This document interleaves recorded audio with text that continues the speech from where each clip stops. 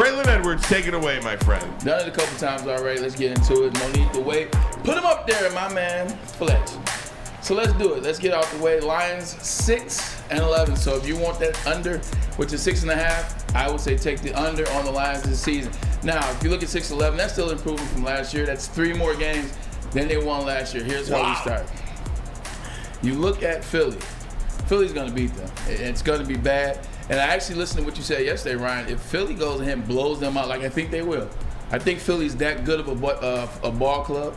I think that Jalen Hurts is going to be that much more improved as a quarterback, a passer of the football and a leader. It's going to be tough. And if they go down that first game, they're going to lose the next 2 as well. Washington Commanders are a lot better than people give them credit for, whether it's Carson Wentz at the helm, whether it's Tyler Heineke, who took them to the playoffs 2 years ago. That defense is pretty good. Jonathan Allen's on that team as well. They're going to be really good. We know about this offense as well. Third team, I got them winning the division. No need to talk about what Minnesota's going to do to the Lions. They will win against the Seattle Seahawks.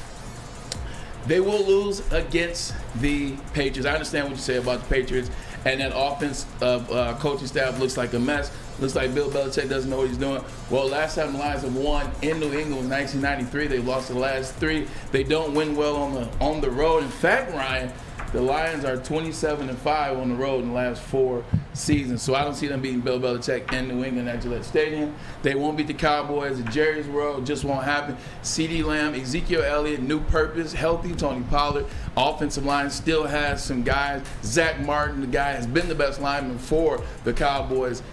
Go ahead. What's up? I thought you liked them to beat the Cowboys. I did until I didn't. I did until I didn't. Okay. This is make or break day, so I'm going to go with Cowboys will win. They still have Dak Prescott, still have CeeDee Lamb. They're going to make some moves right there. Miami, I like Miami as well. I like Tua Tagovailoa, what they're going to do. They do have to come here.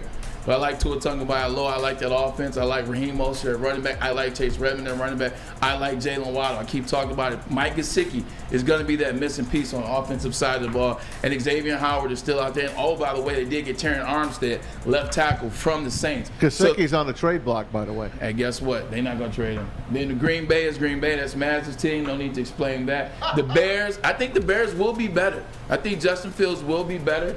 I might actually have them split, but for now, they take the first one in Chicago. I think the New York Giants, I'm just not a fan of Daniel Jones. You never know what you're going to get out of that offensive staff. The line hasn't been playing well in preseason. They've been waiting for that line to play well. Still not playing well, including the first draft pick, who is an offensive lineman from last year. Buffalo lost. Jacksonville, going to be an underrated team this year.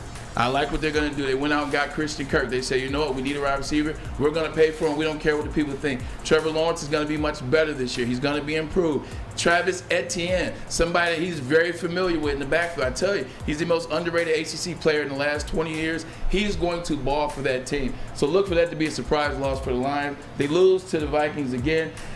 I think this might be a loss, to be honest. The New York Jets. This might be a loss at MetLife Stadium. I know a little bit about MetLife Stadium.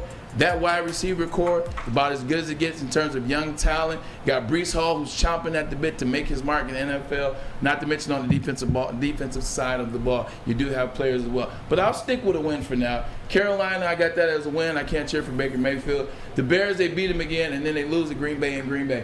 6-11 is what they'll go. Book it, count it. And I'm not changing it. So that's the under.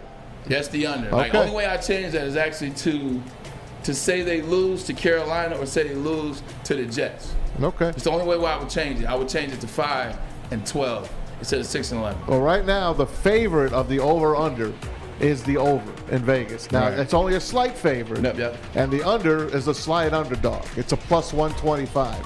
So you put 100 down, you make 125, and the other way is for the over. So Vegas is taking money on this team.